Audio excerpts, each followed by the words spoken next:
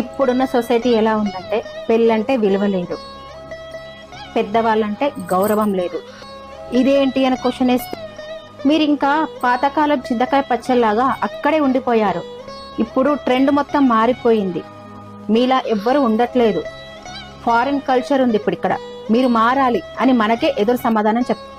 అలా తయారయ్యింది ఇప్పుడున్న చాలా వరకు సొసైటీ. ఎవరికి వాళ్ళు వాళ్ళ ఇష్టానుసారంగా బిహేవ్ చేస్తున్నారు. ఈ సమాజం ఎక్కడికి పోతుందో నాకైతే అస్సలు అర్థం కావట్లేదు. ఇక అమ్మాయిలైతే చెప్పనే అక్కర్లేదు, ఫ్యాషన్ పేరుతోటి పొట్టి పొట్టి డ్రెస్సులు వేసుకుంటారు. అదేంటి అని మనం క్వశ్చన్ వేసామనుకోండి, మా లైఫ్ మా ఇష్టం, మీరెవరు జడ్జ్ చేయడానికని అంటారు.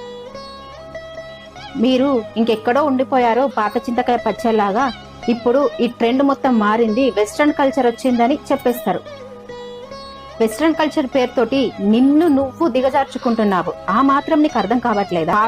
ఫాస్ట్ కల్చర్ అనేది నువ్వు వేసుకునే బట్టల్లో ఉండదు, నువ్వెంత చక్కగా పనిచేస్తున్నావు అనే దాంట్లోనే ఉంటది.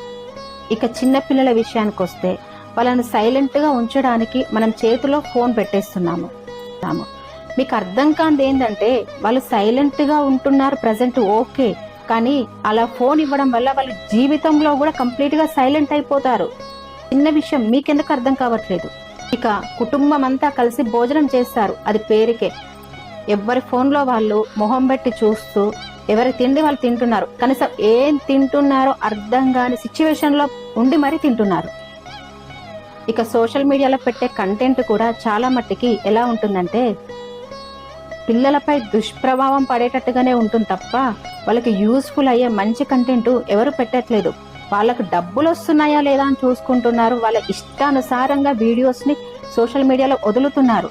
వాళ్ళకి సొసైటీ ఏమైపోయినా పర్వాలేదు, వాళ్ళకు డబ్బులు వచ్చాయా లేదా అది మాత్రమే చూసుకుంటున్నారు. ఒక్కటి గుర్తుపెట్టుకో, నీ వల్ల ఎవరు బాగుపడకపోయినా పర్వాలేదు, కానీ నీ వల్ల నువ్వు చేసే వీడియోస్ వల్ల ఎవరిపై దుష్ప్రభావం అనేది పడద్దు, పిల్లలు చెడిపోవద్దు. నీ వల్ల ఈ సొసైటీకి ఏం యాడ్ అవుతుందో ఒక్కసారి చెక్ చేసుకో. రేపు యువత కరెక్ట్గా ఉండాలంటే ఈ రోజు పిల్లల్ని కరెక్ట్గా పెంచుకోవాలి. నువ్వు ఈ సొసైటీకి ఏమి ఇయ్యకపోయినా పర్వాలేదు, చాలా సంతోషం, కానీ చెడును మాత్రం ఈ సొసైటీకి ఆపాదించకండి.